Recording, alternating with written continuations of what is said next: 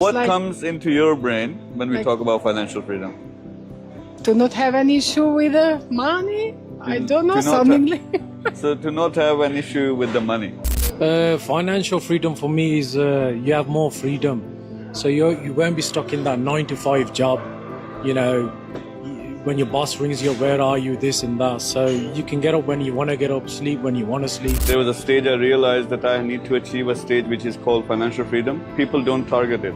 So लोग वैसे target नहीं करते कि financial freedom, and people don't even understand. So I realized कि मैं businesses कर रहा हूँ, I'm doing businesses, I'm doing job and so many other different things. I need to get to a stage where there's an amount, money, should come into my account. कि पैसा मेरे एक amount मेरे account में आए खुद ब खुद without doing any work. So let's say, so I did calculation at that time, $10,000 if it's coming into my account, and then roughly $1 million I have in savings. Now I have financial freedom.